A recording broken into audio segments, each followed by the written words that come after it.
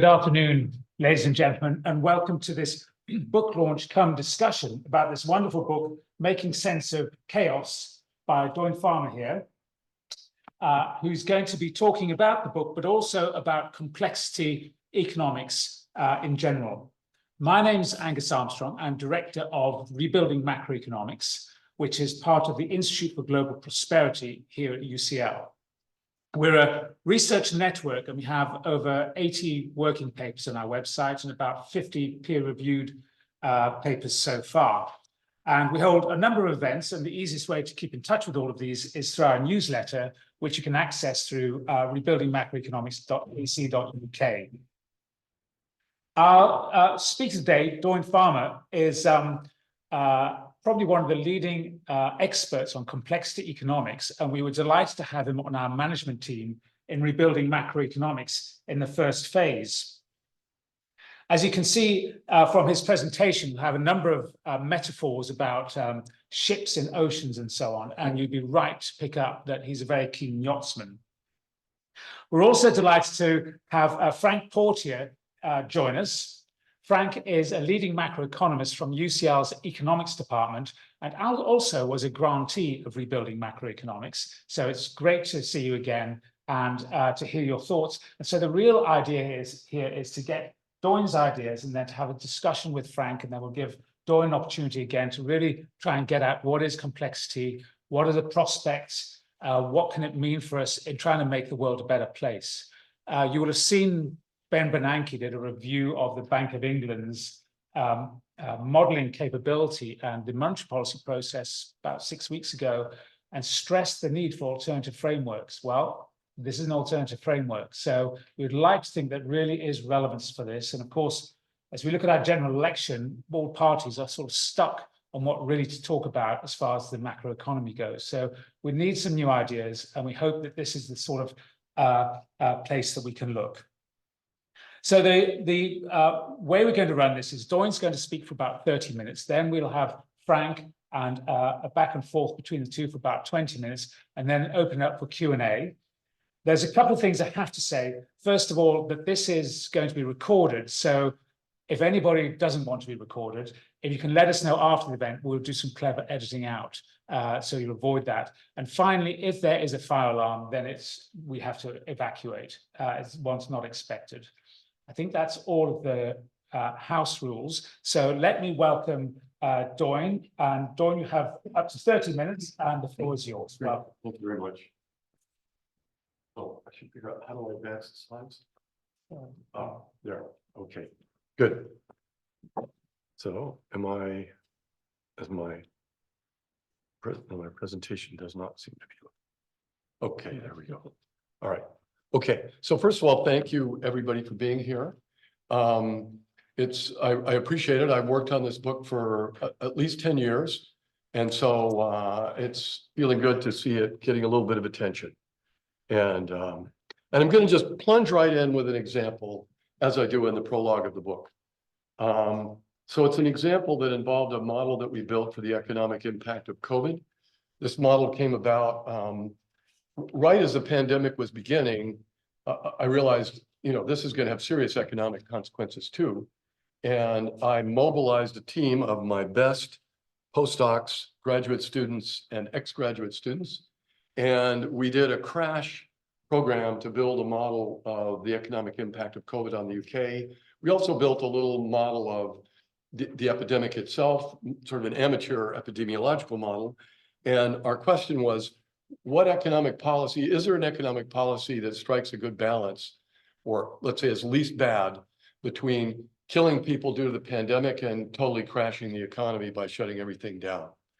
And so the model, so the first thing about the model is that we predicted the COVID shock to the economy.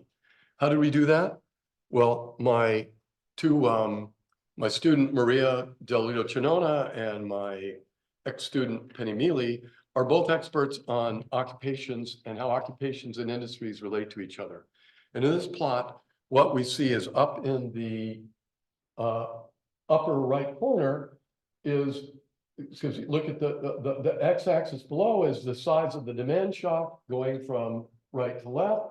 And the upper left corner or the left axis is the size of the supply shock going downward. And so if you're in the upper right corner, that means nothing happens.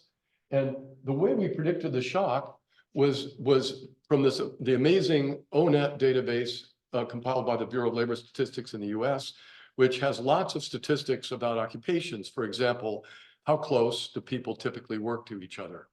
I don't know if they were thinking about pandemics when they did that, but we said, okay, that's easy. If they're 6 meters, if they're more than 2 meters together, they won't be able to go to work. And we also did various things to understand who would be able to work remotely. So based on that, we could see that would be the supply shock. How would people be able to go to work or not in different occupations? And then similarly for the demand shock, we used a survey by the Office of Management and Budget, which looked at the probable impacts of COVID on the economy. Which businesses would people would not have demand because people wouldn't use them? Airlines, for example, they were open throughout the pandemic, but nobody was flying. So we looked at the size of the shocks. We looked at it on the occupations. We mapped the occupations back into the industries. And then we could see industry by industry how big we thought the shock would be. Now, this is a map of the UK economy with the consumers on the right and output on the right. And so on the left, you have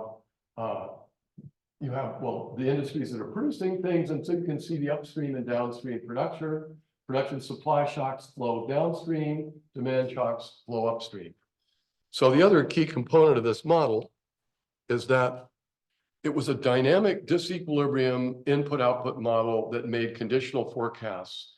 And how did it work? We had, first we had a daily time step. We initialized it in in a steady state of the economy under normal conditions. And then we hit it with the shock, and we had demand shocks hitting it from the right, and we had labor shocks hitting it on the other side. And the model had, so we had 55 industries. We kept track of inventories. We found data on typical inventories industries make. And so every day we'd march forward and we'd say, can this industry produce the goods that it's supposed to produce? And to produce it, it had to have the labor. It had to have the inputs, and it has to have demand. So basically, if it didn't have one of those, we would scale it down. Now, one of the key things we did was I was on the board of IHS Markit, a data company, and I asked them to do a survey like really fast. They did it in less than 2 weeks of all of their industry analysts, industry by industry, which industries, which are the critical inputs of the industry. What do I mean? Well, those of you who are economists will be familiar with the Leontief production function, which basically says you can't produce something unless you have everything. So if you're the steel industry, for example, and you look in the input table for steel, well, you need iron, you need coke, you need some sorts of energy to make heat. But then in the input table, you'll see management consultants, you'll see restaurants because they have cafeterias. And if you use a standard Leontief function, if you don't have management consultants, the whole industry will shut down. But we knew which ones were critical, so the analysts would check coke, iron, energy, and say, definitely not management consultants and restaurants. And so we could see which things really mattered for shutting production down. And we showed later in the postmortem, that was very important to really have that be realistic. And then we tested several different lockdown policies. So depending on the lockdown policy, to maybe go back to the, let's see, back here. The lockdown policy would affect which industries would be shut down. Because if you order people not to go to work, then they can't produce what they're supposed to produce. And the answer, to not spoil the punchline, is we did pretty well. And we didn't know this at the time. We actually made the predictions in real time. We finished, we got to the point where we were confident enough to tell a few people about it about a week before the lockdown policy. I mean, if you recall, there was an early, very serious lockdown, and we knew the government was contemplating how they were going to come out of the lockdown, what would still be open when they came out of lockdown. And so the policy we found that was the best policy, to go back here, was to keep the upstream industries open, but to shut consumer-facing downstream industries. In other words, a place where people made contact with each other. And we showed that that didn't produce such a bad economic hit, and it has an epidemiological hit, but is not that much worse than a complete lockdown. So this shows our predictions through time. So you see those colored lines, or you see the dates running below. The first lockdown starts, that lockdown ends, but there were still some restrictions in place. And like I said, we sent all our predictions to the government about a week before they actually made the policy. We can't say whether we influenced them, but they did choose the policy that we suggested would be a reasonable one. And so the black line shows what we predicted for aggregate gross output. The black dots show what gross output actually was after the fact. The colored lines show what happens industry by industry. So one thing you see that's really important is if you want to understand something like the COVID pandemic, you really have to do it industry by industry, because there's industries at the top that are really not affected. And then there's industries at the bottom that, you know, have a 25% or so shock to gross output. So, so anyway, we made our predictions. We predicted the hit to GDP in the second quarter of 2020 would be 21.5%. When the dust settled, it was 22.1%. And this shows what happened industry by industry. So you can see we got, you know, it wasn't perfect, but the correlation is 75 or 80%. And we got, there were a few places, we did a post-mortem, let me say that, about a year later, after we had all the data, we could see what really happened and what did we do right and wrong. We did lots of sensitivity testing, and, you know, we got lucky in a couple of spots, but mostly things just were right. Yeah. The vertical axis, and this? Yes, so those are the vertical axis are the predictions of the model, and the horizontal axis are the predictions of the data. And this is industry by industry. So if you're in the lower right quadrant, that means the model was too pessimistic about what was going to happen. If you're in the upper left quadrant, it means the model was too optimistic. Sorry for the interruption. No, a good interruption. I like interruptions like that, because if you didn't understand it, there were probably a lot of other people who didn't. Now, just to mention in passing, we've since then teamed up with some epidemiologists who had detailed models of what happened. We made a model for New York City. And we went to the city level because we had roughly 500,000 people who volunteered to let their phones be traced. So we could see, were they going to work or not? Were they obeying the restrictions that were imposed? And the epidemiologists in particular cared about that, though we could see whether it was going to work, so we could test whether that was happening, right? And we made, you know, we used tricks from academic geography to make a very detailed geographic model of New York City that actually coupled together the model built by the epidemiologists and our more refined, even more localized model for the economic impact. Now, let's take a step back. How does what we're doing differ from standard economics? Well, if you're an economist, you'll know it's pretty darn different. If you're not an economist, I mean, if you were, say, a physicist or an ecologist or epidemiologist, might go, well, this just makes sense. This is the way we do stuff. The big difference, of course, is that in economics, you're dealing with people who think. And so that's where the difference comes in. So in standard economic theory, in case there are people who are not familiar with it, each agent has a time invariant utility function that's like a scorecard that tells their ordering of preferences. They have a model of the world. The benchmark model is rational expectations, which means they more or less can calculate everything, and they can think about other people and take that into account as they're doing those calculations. Each agent selfishly maximizes their own utility. You assume supply equals demand. You write down all the equations that say this. You solve those equations, and that's how you do that in the standard model. Now, our model worked very differently. Every step of this is different. And so it's a part of what we call complexity economics that provides an alternative based on complex system science. What is that? Well, So that's a movement I've been part of. I helped start in the 80s. And complex system science studies emergent behavior in lots of different systems and tries to look at the commonalities, develop tools for studying systems with emergent behavior in general. And what do I mean by that? Emergent behavior is when the system does something that's qualitatively different than anything its individual components could do. So, you know, if you take the human brain, a neuron is a somewhat sophisticated cell, but it's basically an input-output device. You send an electrical current, it outputs an electrical current, may or may not. But if you hook up 80 billion neurons in a particular way that they're hooked up in our brain, you can do all kinds of other things. In particular, you can have an economy. And in an economy, it's another emergent system where I would argue we in a modern economy, we strongly specialize and we can do things, amazing things that we could not even remotely do on our own. We generate wealth, you know, thousands of or millions of times beyond what we could have if we were all acting like Robinson Crusoe's.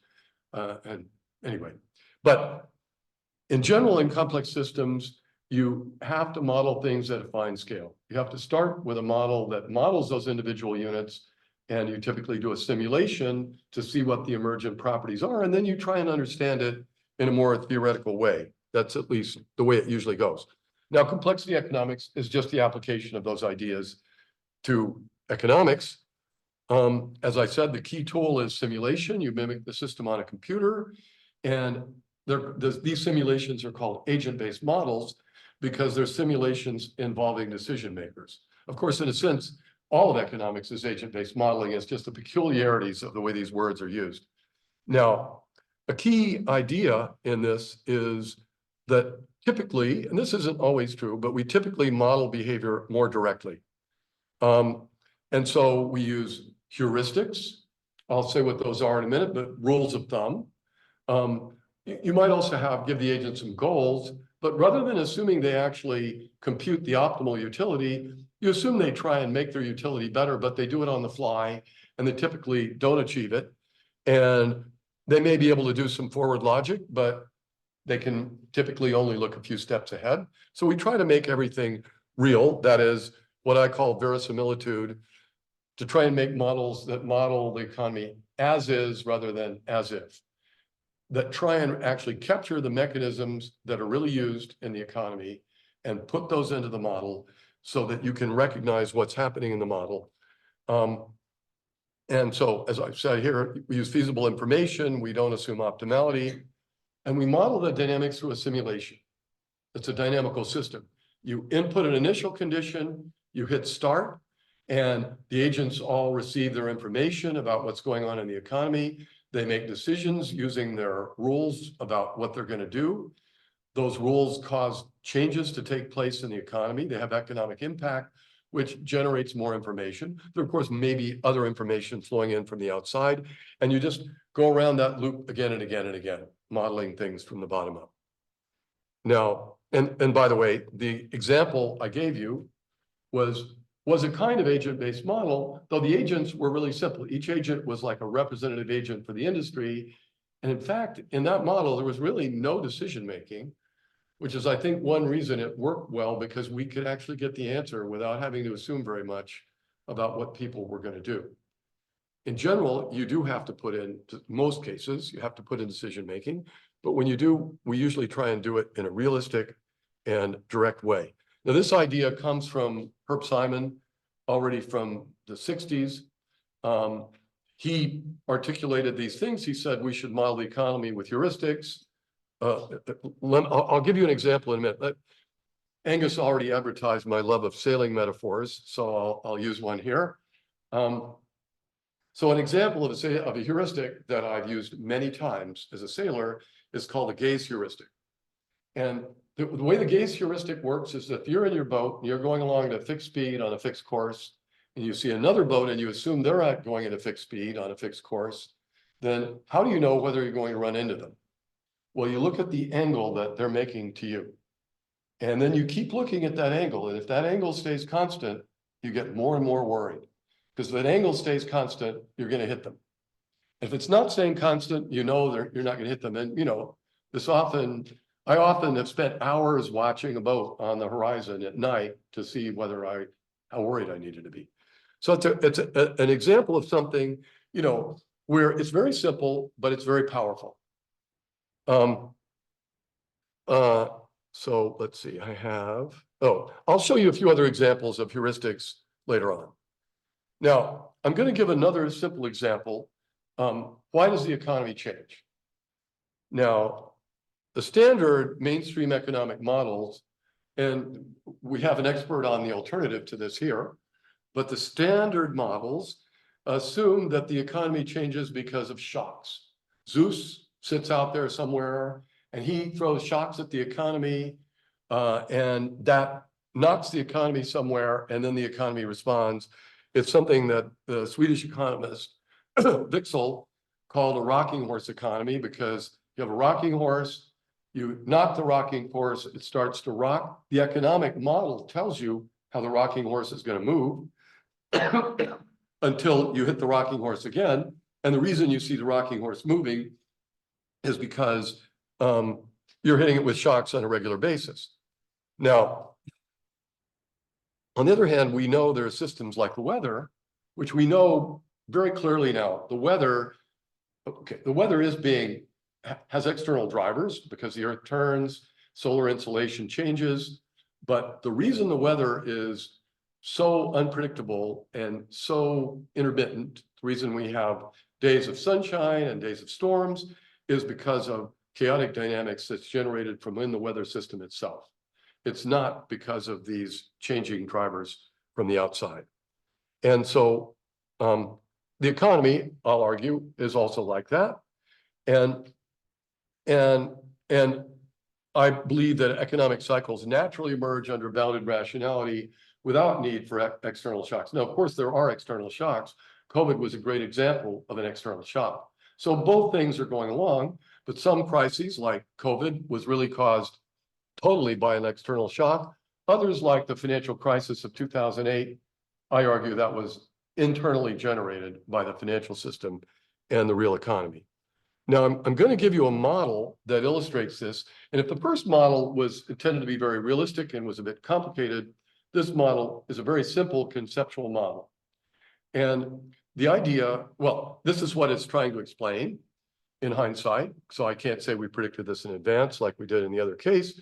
But in this plot, you see three things. First of all, dates across the bottom, and we renormalized everything. So everything starts at 1, and we're looking at 3 time series.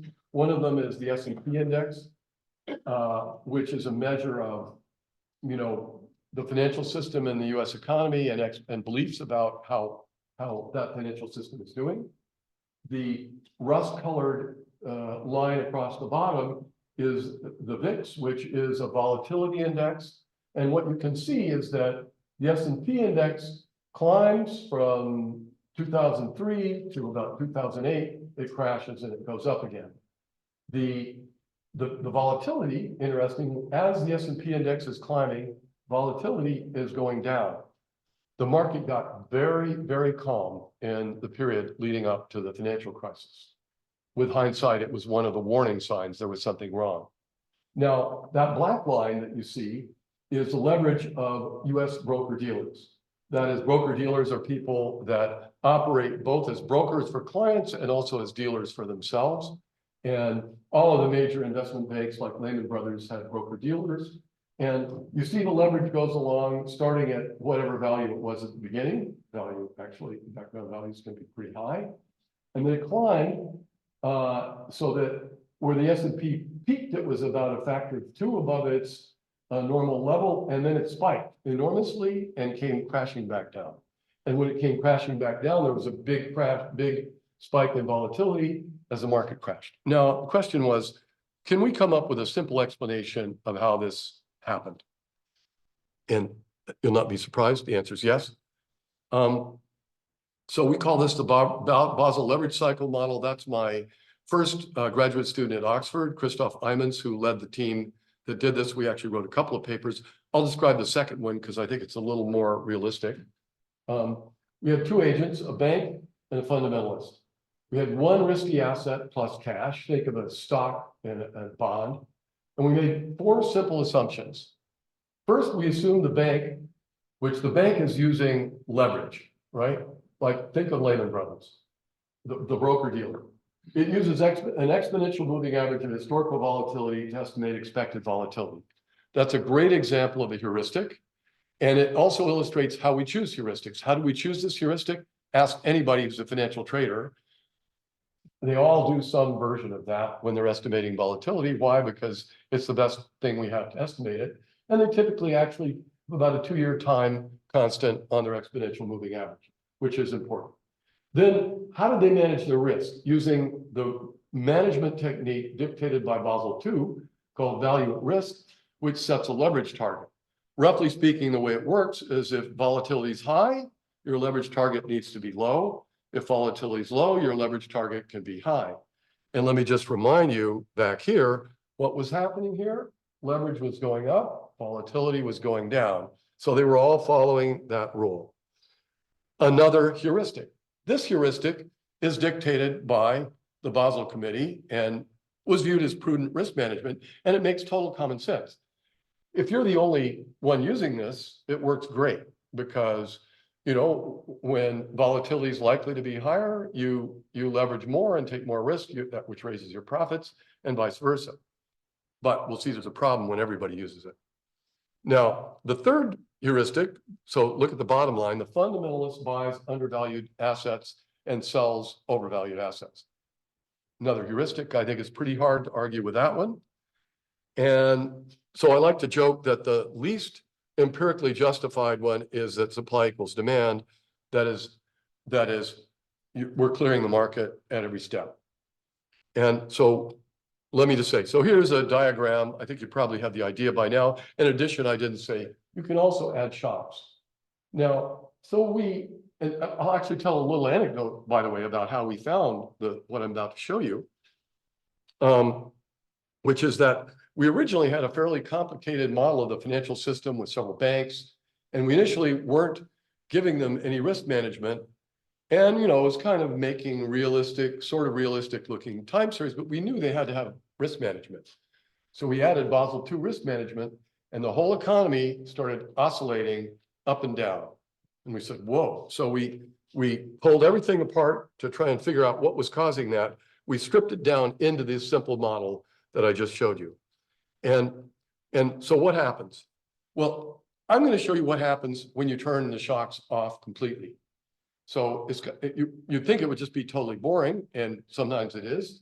The boring case happens when the banking sector is small, or they're using leverage, or the appropriate combination of those two. There's not a lot of leveraging going on. In that case, the economy, you know, the prices, the target leverage, all those things just settle into fixed values. But if you make the banking sector bigger, or you allow them to take more risk by using more leverage, then the whole economy starts to oscillate. So it builds up over a period of about 15 years, and then it crashes down. Notice the x-axis there is measured in years, and we try to calibrate the model to be more or less realistic. So what do we get? We get about a 10 to 15 year rise, followed by an abrupt crash. Each time it does this, it's a little bit different than before. So it's actually chaotic. It's not completely periodic. But again, to go back and look at this, it's qualitatively similar in that we see a slow buildup and an abrupt crash. Now, oops, going the wrong way. Now, just to illustrate, and this might be interesting in the discussion with Franck, how do I think, at what point are we trying to illustrate? Well, we were trying to say there that let me go back here, that even if, okay, we don't have housing markets in here, but we're saying just those simple components where you have well-intended agents using risk management tools that seem completely reasonable actually generates something that looks very much like what happened in the crisis, or it can. And by the way, I want to stress this point. What's going on here? Why do you get these chaotic oscillations? It's because under value at risk, you're going along, you have something bad happens that causes your leverage to go up by definition, which means your creditors say, excuse me, you need to pay back some of your loan, which means they sell some of their assets, which pushes the market down, which causes even more of this stuff to happen. So that's the basic dynamic that's happening here. You actually have an inverted excess demand function. And so, but another one, when we presented this at the OECD, sorry, I'm going to go back here again. When we presented this model at the OECD, one of the economists there said, well, this just doesn't make sense because a rational agent would see that this was going to happen and they would adjust their leverage level so that it wouldn't happen. And I said, well, I don't think we had rational agents. And, you know, maybe if we'd just been through this, we would have understood it, but we didn't. Now, the way I like to, and there's several other examples in the book, but I'm going to give a demo of something. Imagine that the stick is the economy, and the angle it's making the vertical is how much the economy is out of equilibrium.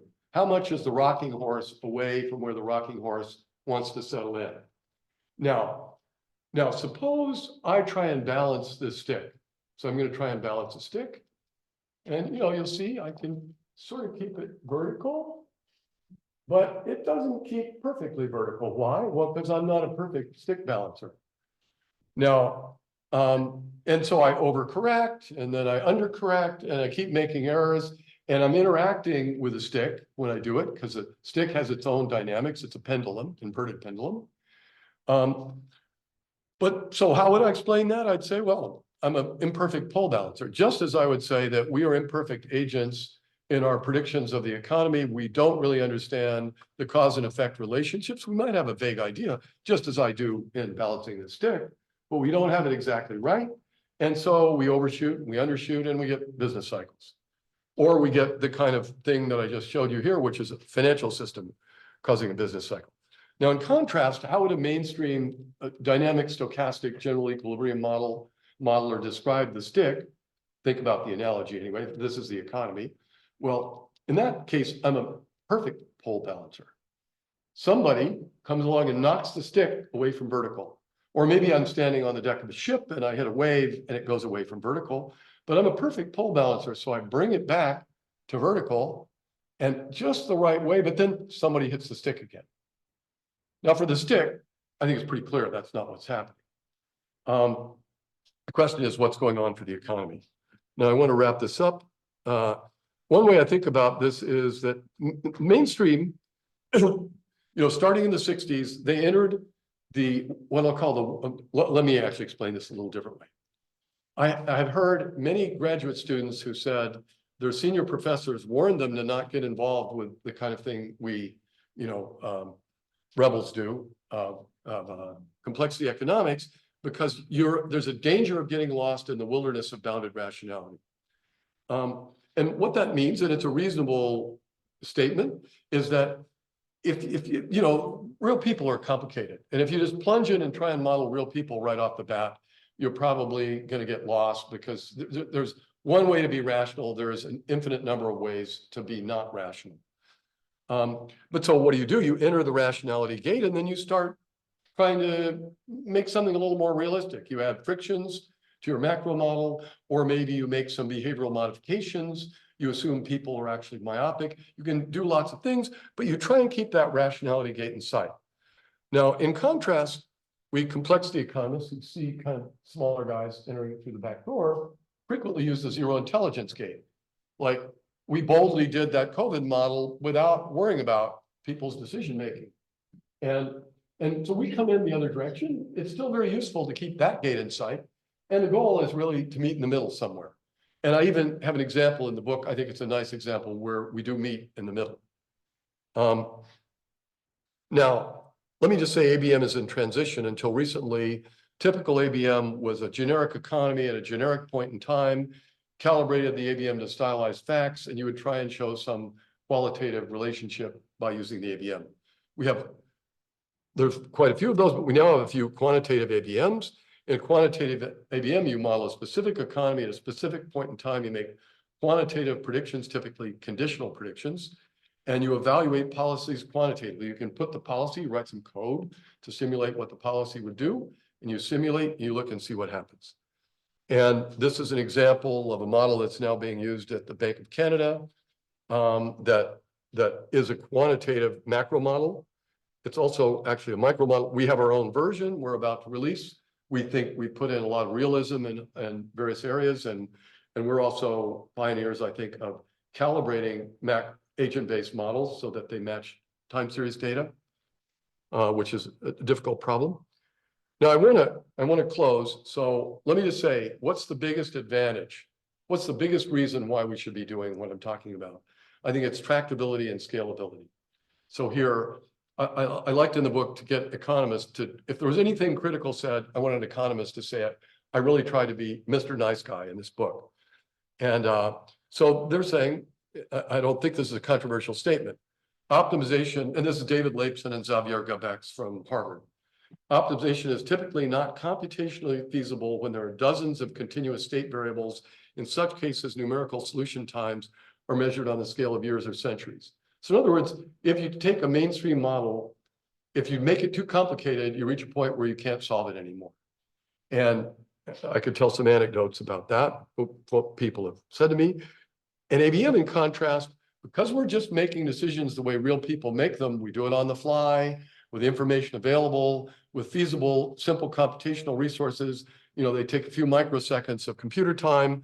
We've done simulations with 5 million agents in them. Let me close by saying we're applying a lot of this stuff to the climate transition. And this is our modular design for the models that we're building. We're trying to build models of the individual pieces and then couple them together as needed, but try and understand each of the pieces very well before we couple them together again to avoid getting lost. So I could talk about this quite a bit. We've started a company called Macrocosm. The goal of the company is to scale up complexity economics, reduce it to practice, make predictions day in and day out. So we're ready. Next time there's a pandemic, the model will already be running. We won't have to stay up, you know, late at night and work around the clock like we did. We actually had, well, we had one of the postdocs was in Australia. So we did literally work around the clock. And so we want to try and guide us to a better future. And we hope to apply this to problems like financial crises, inequality, climate change. And we think it offers new solutions. Why? Because you can make tractable models that can incorporate the structure of an economy realistically. You can make the models modularly, so you can incrementally make them more and more complicated as you need to, and as you enter that wilderness of bounded rationality. Thank you. Thank you very much, Doyne. Next is Franck Portier, who's going. Thanks. Oh, yeah, of course. We will be discussing and raising some of the questions and interesting points from Doyne's talk and question. Thanks a lot. Pleasure to be here. Pleasure to read the book. Okay, so I need to change the size. Yeah, I think I'm fine. I'm using that for teaching. Yes. No, great pleasure to be here and discuss. So yeah, let me start. So it's really the book of, you know, I guess in English you say a Renaissance man, you know, Anatomy in French. So it's there are so many things in the book. So don't just touch on the surface of it. So it's really a book to read. It's a lot of fun because there's a lot about his like personal experience, and I mean, it's, you know, trying to make money, playing the roulette, and then you, I mean, a lot of like super cool things. It's quasi encyclopedic actually. Doyne knows like a lot. Fortunately, it's quasi, so there's a little space for me to say something. But yeah, and it's really a pleasure to read. Okay, so my summary, you know, besides all the things which are stories, anecdotes, historical developments, applications, etc. So, you know, in a nutshell, the book is kind of like pushing you that, okay, the world is complex, the economic and social world in particular, but, you know, also the physical world is complex. And then when this model with a similar level of complexity as the world. So as Doyne says, we need like models to be digital twins of reality. And once models are complex enough, then outcomes can be complex too and fit better the data.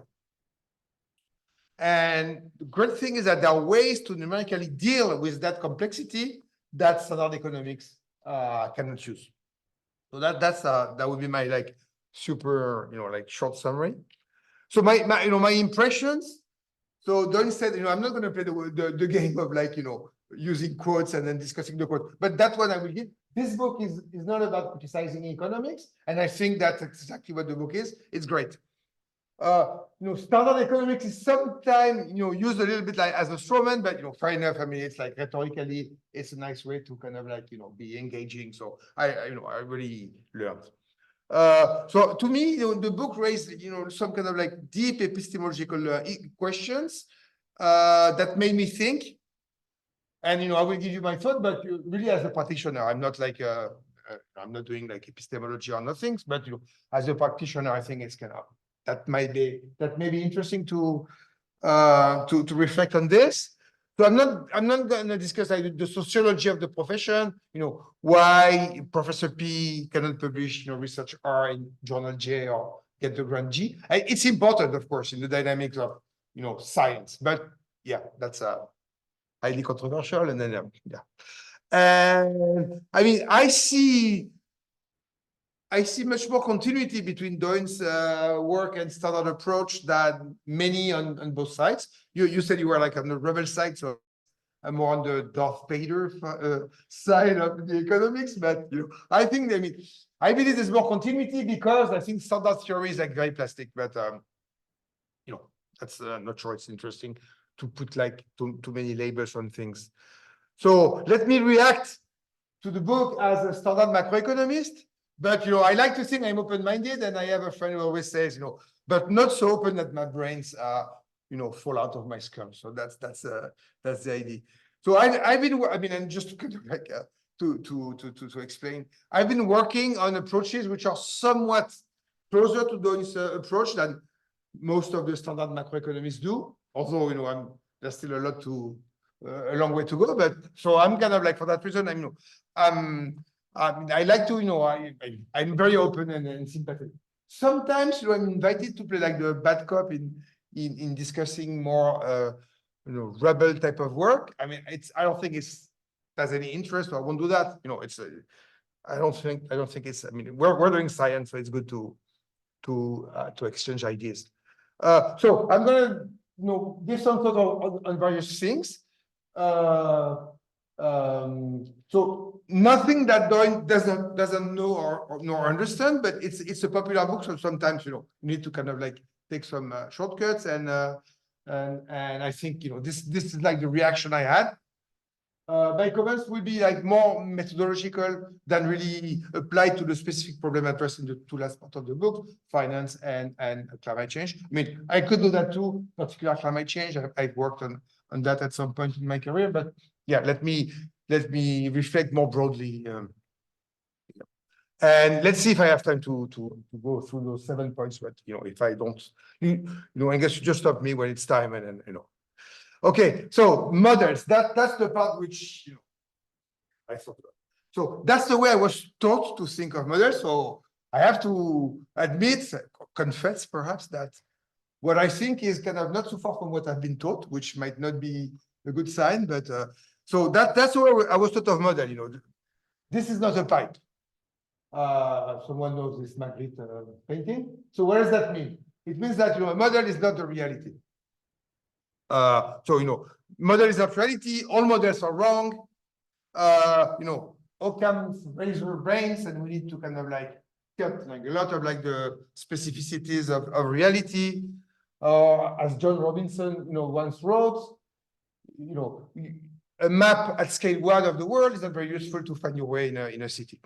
So then so models are nice because they can be used as labs for experiments, and for that they need to be simple enough so that we can handle them. So in model, there's really this kind of like a scale model car. So a model has to be kind of like scaled down. That's the way I was kind of thinking of. And therefore, if it has implications, in particular I don't need to take all the dimensions of the model literally, so I may not want to look at the real world literally to calibrate my model. So I need to kind of do this, difficult back and forth, look at the data from a micro perspective and from a macro perspective sometimes, because people don't exactly behave the way I have assumed in the model, but perhaps it doesn't matter much. This old Friedman thing. And so that's how I kind of like think of not how one should do, but that's the way I kind of like think of a model. So what is the Doyne's view of models? It's a bit of a caricature, but that would be more like this is a pipe, right? The model is the reality. It has to be like the reality, which is like it's blowing my mind. I mean, I think it's yeah. Okay. So models should really be digital twins. And one should study the world as is and not as if. That's yeah. An example which is given in the book at some point, Doyne says, okay, so there are like 2 billion households in the world. So if I write a model, I need to have like those 2 billion households in my model. Okay, that's super ambitious. And there is this nice principle of verisimilitude that says that models should fit the facts and the assumptions should be plausible, which I kind of like. So I think I love that. It's really like yes we can, which I find like very very refreshing and interesting. So and why is it that we can? That's interesting. We can because we don't need to solve for a complicated fixed point problem that one has to solve when one is doing like rational expectations. And with ABMs, you don't need to do that. That's right. That's a really good point. And this is making me think. I don't have like much more to say than it's really it's interesting. It's really interesting. Actually, I was like chairing a session at the Royal Economic Society meeting in Belfast a month ago or so, and Ben Moore was doing the Economic Journal lecture. So Ben is a professor at LSE and he's specialized in big heterogeneous agents models, but from a more kind of like standard perspective. So here are like 2 slides that are taken from his slide deck. So that's the title, heterogeneous agents models, 8 lessons and a challenge. And down the road, one of the slides was saying this, in heterogeneous agent models, special expectations about equilibrium prices make no sense. Which is and his point was exactly the point. I mean, we are not able to solve those models. How could agents be able to solve those models? It's kind of, so it's kind of like it's interesting. So there is, I think a lot more continuity than when some people think between those various approaches. So as I said, yes, we can. That's right. So then I have like 2 questions. Can we really? This I don't know, but this is really like going to more kind of like I don't know, computer science, how to kind of like solve some numerical methods, etc. But I see the point that once you have your ABMs, you can parallelize a lot of things. You just need the model to run. You don't have to kind of like solve. You just need to evaluate things. So that's much like faster and easier. So I see the point, but can you do like the 2 billion households? I don't know. Maybe you can. Maybe. But another question that should we? I mean, is that desirable?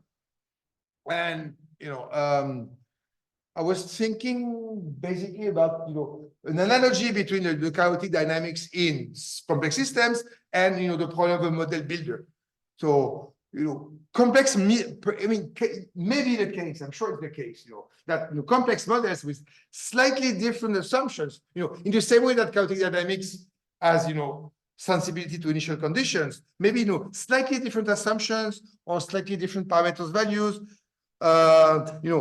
can give you like super close outcomes when looking at the past, or super close outcome when looking at some short horizons forecast, but then be arbitrarily different at some point. Maybe when you go further in time or when you do policy experiments. So it has to be the case that once the dynamics is sensitive to initial conditions, it's also to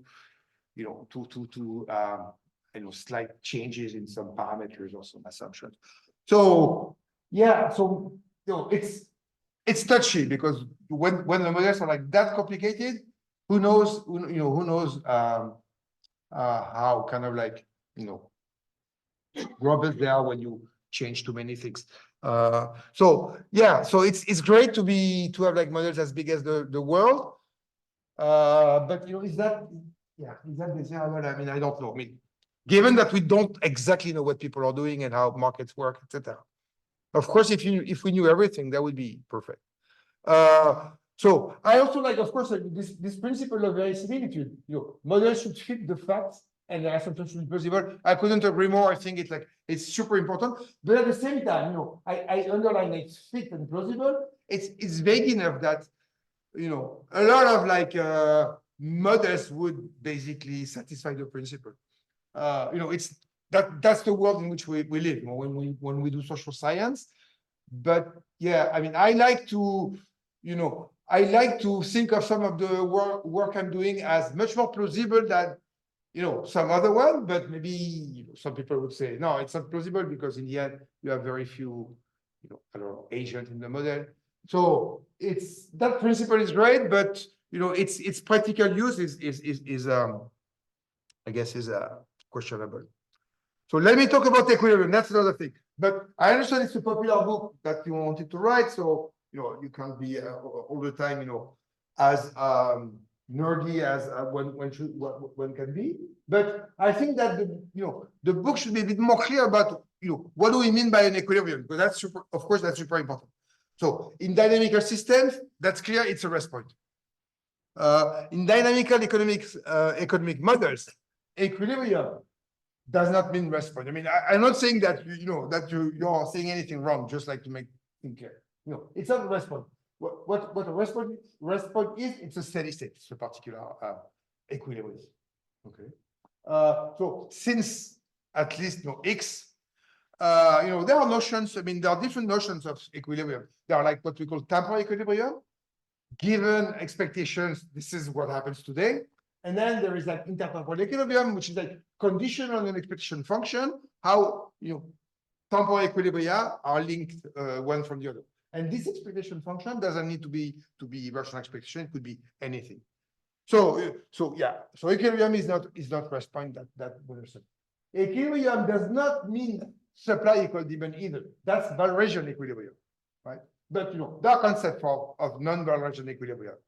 So so you're thinking of like smart economics as they're looking at equilibrium, meaning that supply equal demand all the time. I don't think it's like it's a fair description of what is going on.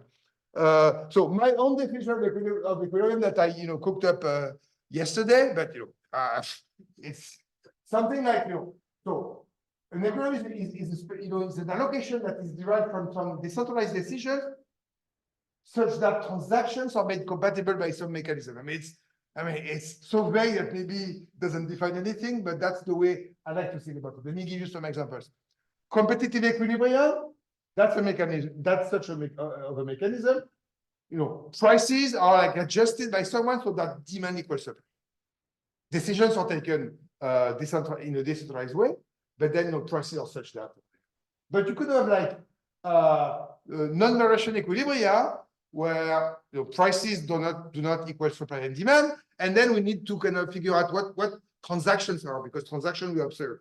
So we need like I don't know, sometimes rationing schemes, waiting lists, lotteries if you want to buy tickets for the World Cup, or some things. But equilibrium, it doesn't mean much. I'm sure in the way I use it in my papers doesn't mean like a demand equals supply. So with that language of equilibrium, an ABM is spitting out an allocation which is the equilibrium of that model given the equivalent concept of that particular model. So in a way, it's maybe not like that useful to contrast, models with equilibria and models without equilibrium. That's okay. As far as I understand, the way Standard economics by equilibrium would just mean like those outcomes of a model that at least, yes, 2 minutes, good, that at least describe allocations, transactions. Okay, so utility, perhaps I could say some, let me skip that for a while. So bottom-up approach, it's another word that, I just don't understand. And maybe, so I find, the idea that, we read like very often is that, okay, those kind of IBM models, they are bottom-up, and standard economic models are not. And so just thinking, I'm taking the worst possible example for some, like variation general equilibrium, that cannot be more standard, right? So given prices, agents are taking decisions by themselves under some budget constraints. And then prices are such that demand equal supply in all markets. So there's some centralization here because someone has to decide the prices, but you could think of other concepts like the core of an exchange economy that is kind of converging to the same allocations. So how can something be more bottom up than looking at what individuals are doing on their side and then putting everything together? So yeah, so I just don't understand why I understand what are the models which are not bottom up in modern standard macro. Okay, even if one assumes a representative agent, for example, that assumption is that after decisions are taken. So it's very different to assume that there's only one single individual in the world and assuming that there are a lot of people taking decisions in isolation, but then it happens that they're all the same. That is giving like very different outcomes. And of course, the way people working with representative agent work is that it's not one guy. It's really like as many as you want individuals, but it happens that they are identical. So perhaps let me skip that. Or maybe, this is I'm sure we will agree on that. So exogenous versus endogenous fluctuations. So let me think of epsilon being the shock and y be the endogenous variable. And then we can think of this ratio, the variance of the endogenous variable divided by the variance of the shock. So endogenous fluctuations, it's a model where, the endogenous variables moves, but there are no shocks. So this ratio would be plus infinity. Like the boring model would be a model in which this ratio is 1, meaning that all the variations that just come from like the shocks. And then you have like, in between, you have like models where R is large, but not infinity. Is that bad? Is there something specific with this sigma square epsilon being exactly 0? I think it's like, there's a lot to learn with models in which this R is large. I don't think we need fully endogenous fluctuation. Maybe it's what happens, but it's not like I'm sure that, I'm sure. There are a lot of examples that you can look at where models would be observationally equivalent with infinite or large, or just a large one. Let me skip like this. That's important, but let me skip that. Concluding, great book, great read. Thank you very much. But before we go to the questions, I want to give Doyne an opportunity to respond to what Franck has said. So we've got some questions coming through online. So please get your questions ready. We'll come to you in 2 minutes. Well, so let me first of all thank you, Franck. That was I really enjoyed your comments, and I think we agree more than we disagree by quite a lot. I just want to clarify a few points where I probably was not sufficiently clear in the book. I'm not saying we need 2 billion agents to model the economy effectively. I mean, the model we run right now, we only use a couple million. But and I presented a model where we only had 2. So I'm not saying we always need, I believe in conceptual models. And I think there's a continuum of models, and your remark about all models are wrong, but some models are wronger than others. And I think that's really important to keep in mind. The quote from Einstein is a model should be as simple as possible, but no simpler. Although actually it's not clear that's really due to Einstein. But that's my view. So I'm a great believer in parsimony, but you don't want to leave out something important. And maybe one example would be fluid dynamics, where you have this remarkable equation, the Navier-Stokes equation, we can write down in one line.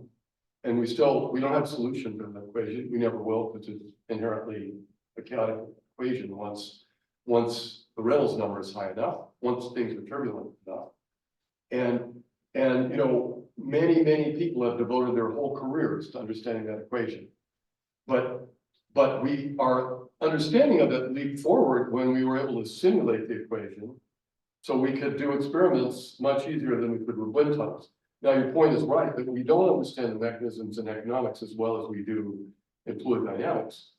But if you look at weather models, actually, there's a lot of stuff in weather models we don't understand very much. Cloud formation, it's very heuristic. To use we have pragmatic models that we can't justify fully from underlying principles. Now, your comment was interesting about maybe in these models, you know, as they get more and more complicated, they're going to do more and more complicated stuff. You change something, it behaves completely different. So I guess my remark from a lot of experience with that, and having written papers on, let me actually back up. There's an underlying concept in mathematics called structural stability. And when people were first studying chaotic dynamics, the mathematicians imposed structural stability. They said, it's going to be meaningless unless it's structurally stable. But people started looking at equations. Some equations have some, you know, physical or biological justification, like the logistic map, and it's not at all structurally stable. In fact, you can prove a point to anybody who's understands this kind of jargon that if you pick any limit cycle at any point where there is a periodic orbit, no, sorry, I'm saying it backwards. Any chaotic value arbitrarily close to it, there is a stable periodic orbit. So it's much worse than, you know, it's really bad. And I've written papers, so I'm really familiar with it.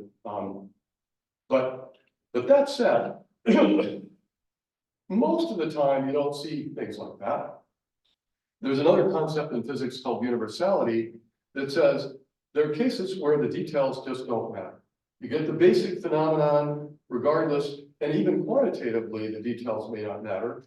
And you see a mixture of these things in big models. There's actually another physicist whose work I really admire, Jim Sepna, who models biological systems. And what he's shown in these large models, we're seeing the same thing in our economic models.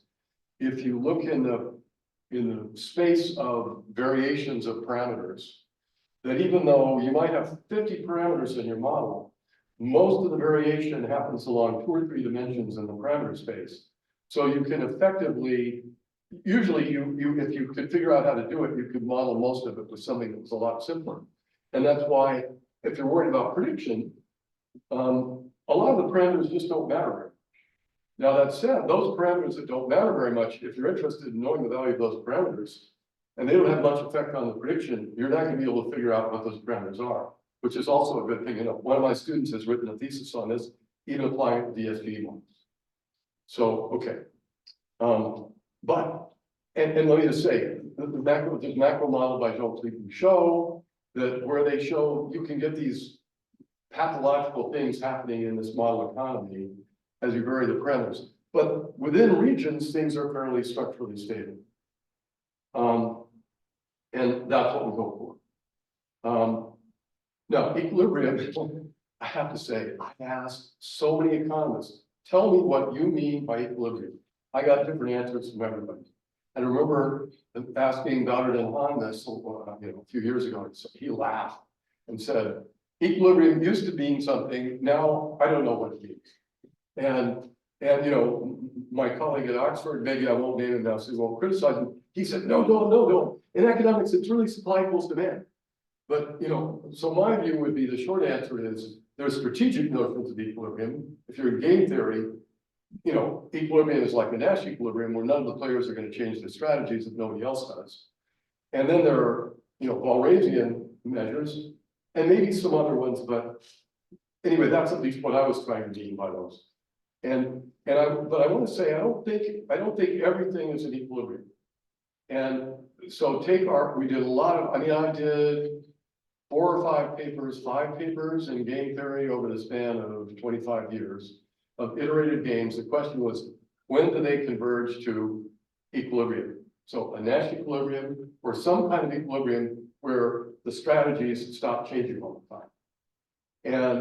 And the answer is they very often do, but if the game is both complicated and competitive, as they get sufficiently complicated and competitive, they don't. Instead, what you get is chaotic dynamics in the strategy space. The strategies never settle down.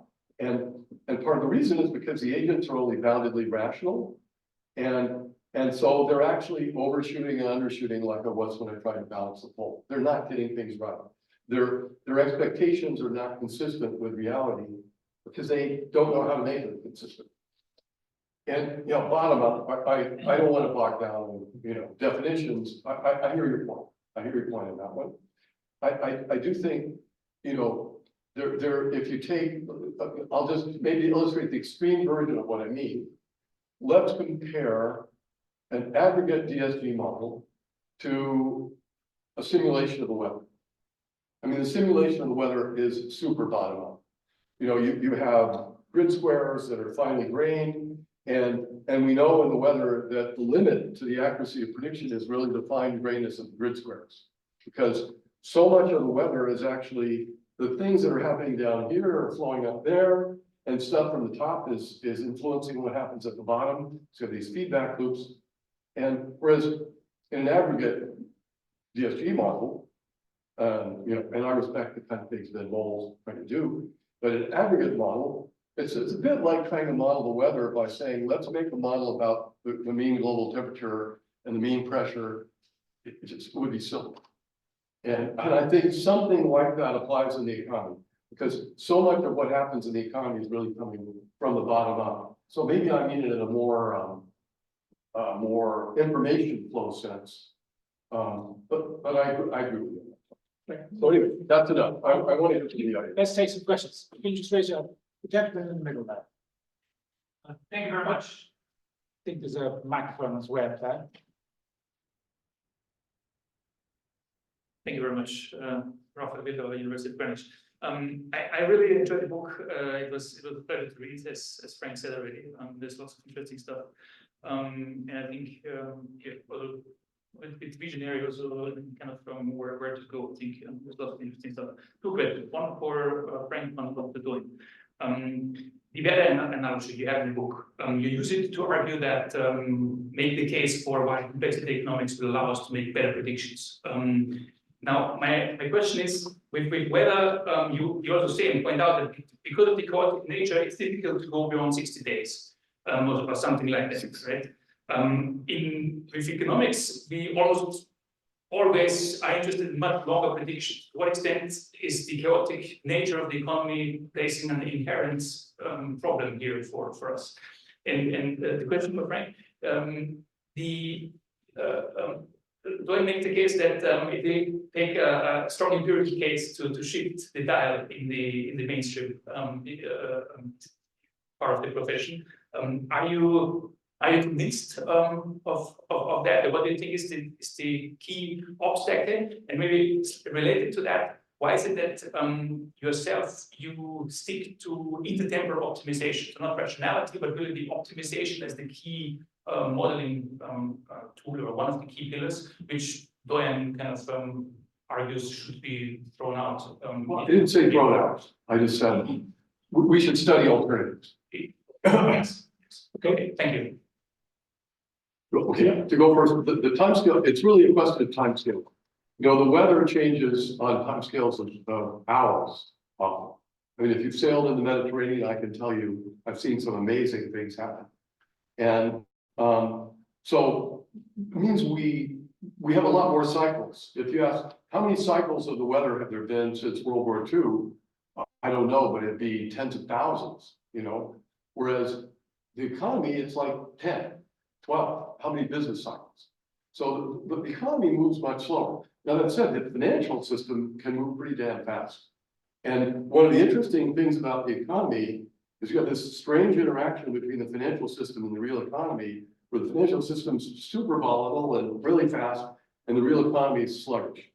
But But nonetheless, we just can collect data a whole lot faster in the weather. And we have more of it because there's more spatial heterogeneity than there is in the economy. And that's where the difference is coming mostly. I mean, it may also be that the weather is more intrinsically unstable than the economy. We don't know yet at this point. By the way, the answer is really more like 2 weeks. That's roughly where the barrier, maybe we can predict. We can't predict very far ahead in detail. Period. But, yeah. Frank, it's slightly sociological, but Yeah, no, but before, I think that this idea of like different time scales is like very important. I mean, I even write a slide on that.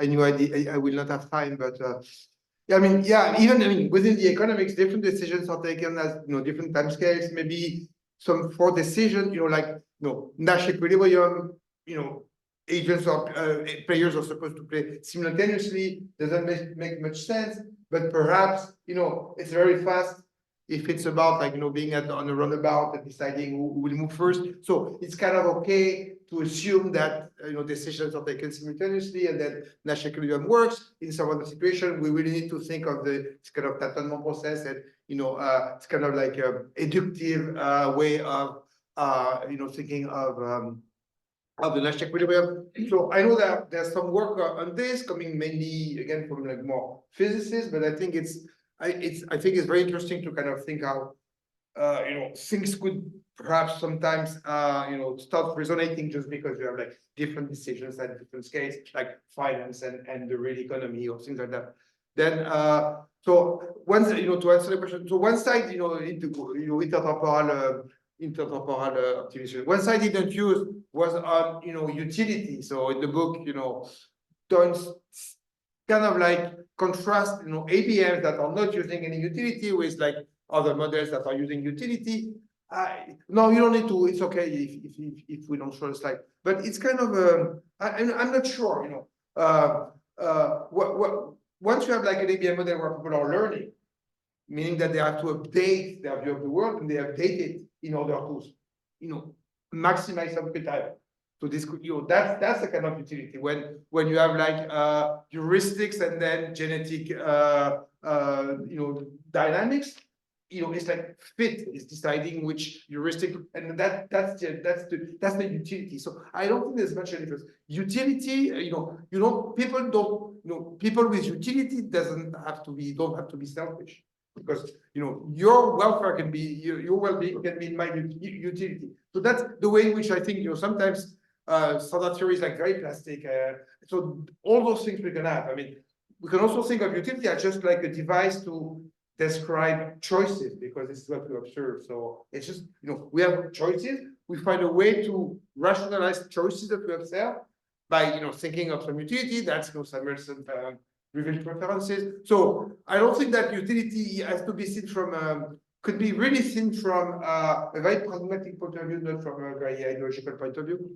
And so that typically, in terms of utility, we observe like people are making choices which are consumption saving choices. One way to describe those choices is to think that they do this kind of like intertemporal maximization, and that gives you consumption saving decision that you can contrast with the data, and then that's the only thing we observe. We don't need to observe utility. We just need to observe choices and to replicate choices. That's what I would say. The gentleman at the back there, and I'll see you in a moment. Hi, Gary Dipsky from University of Leeds, and a former member of the Rebuilding Macro Project. I have to say, I really enjoyed today's conversation. I can't wait to read the book, Doyne. It strikes me as kind of a love child of that project in a certain way. But in listening to you both, and both Franck, your discussion, and Doyne, your effort, what I'm remembering what Jeff Harcourt used to like to say at Cambridge, horses for courses, different models for different approaches. And to adapt that a little bit, I would say, how about if we say something like, every model can give you something, no model can give you everything. And what we could maybe see Doyne's project as being here is by introducing workable approaches to chaotic dynamics and complexity to expand the terrain in which economists can develop models that might be appropriate for different kinds of projects. Again, in problems, not every model that needs to solve every problem. But I think what I really like is that we could stop, and this was part of the objective with the rebuilding macro project. We don't have to fight about who's an economist and who's not. We can appreciate the expanded terrain for investigation, and in that sense, again, I'm really looking forward to reading your book. Well, thank you. Okay, thank you very much for that comment, Gary. Let me just read a couple of questions from that come in online. There's one that I have to address because it's come a couple of times. 5 million agents seem to cause some alarm. First of all, what software do you use for this? And do you really need that many agents? Isn't the whole point to reduce it down to a minimum number to find the insights? Isn't that rather, excessive? So do you want to comment on that first of all? And then the second question about how would you differentiate between just randomness in the system and something which is chaotic? So the agent question is, you want to make the best model. And for a lot of purposes, you don't need 1 million agents. Where you need 1 million agents is if you're running a macro model globally. So let's say you have 50 countries and you have regions within those countries, and you're interested in demographics. How old are the agents? What sex are they? What race are they? And you can create synthetic populations that keep track of all that. And if you're running something like a housing market to get some reasonable continuity in the way the local economy is functioning, you don't want, the agent either sells their house or they don't. They don't partially sell their house. So to get smoothness, to avoid having an economy that's really bumpy in an unrealistic way, you like having as many agents as you can. Now, of course, you have to be careful to make sure you can make sense out of everything, despite the fact that you have all these agents. But I'd say the big difference with, say, the kind of models, the Hank models that Ben Moll built, is that we have total flexibility in the way we put in the heterogeneity. Our hands are not tied at all. But it's a pragmatic modeling question. And Software. So we're using, typically we use Python, but we do things to speed up the slow parts. Okay. And then what about randomness and chaotic behavior? How do you? Well, randomness is a little hard to define in a way. Randomness is, I would argue, the stuff you don't understand. And one of the points I make in the book is randomness is a subjective concept, because a roulette wheel is a random number generator that's used in a casino. But if you have a computer in your shoe and you're using Newton's laws, you can predict where the ball's going to go and where the rotor's going to go, and then it's not random anymore, or not completely random. Chaotic dynamics is like what happens when the little roulette ball hits one of the cups or the diamonds and goes in a direction that depends very sensitively on where it is. So chaotic dynamics is something that happens even in completely deterministic systems, and where you have extreme sensitivity to initial conditions, so that things that are very close together at one point in time can become arbitrarily scattered around, or not scattered around at further points in time. Great. There's a question this gentleman here. Yeah. And we've got time for one more after this chat. If anybody likes to have signals. Thanks very much for the talk, Doyne, and your response, Frank. And I just wanted to raise one thing. I know, Frank, you mentioned that you weren't going to talk about sociological issues with publishing papers, but I wanted to raise one point here that to me seems relevant is that Doyne, in your book, you mentioned the searchlight effect in terms of we tend to look, it's been talked about in lots of professions in science and elsewhere, that we look where it's easiest to look. And I think surely one of the major differences between the two approaches, right, is the tools that you need to investigate, the approach, right? So it's not really about publishing papers, just for yourself to do your own research, So one is a computational approach, and one is an analytic approach. So with an analytic approach, you can have lots of people working for very little money, traditionally for decades, right, developing ideas. And with the computational approach, more recently, it's become cheaper and cheaper for people to have their own workstation on their laptop, using a computational method. Can you just say a bit about that? Sure. I think in a way, the clearest definition or the clearest difference, or let's maybe characterize these as poles, right? You could make a model over here where you just brute force computer simulation of lots of things, digital twins, throw in the kitchen sink, you know, whatever you need, you just put it in there. Yeah, and there are lots of agent-based models built like that. Or the other, you know, you make some very spare analytic model with equations. But the tools you need to do this are quite different. So I need students who are good programmers right off the bat, who are, you know, comfortable with numerical methods, so that's shared in common probably, but it's a different type of thinking, it's a different way of asking questions and even a different evaluation of what are considered good answers. So I do think that it requires a different kind of training.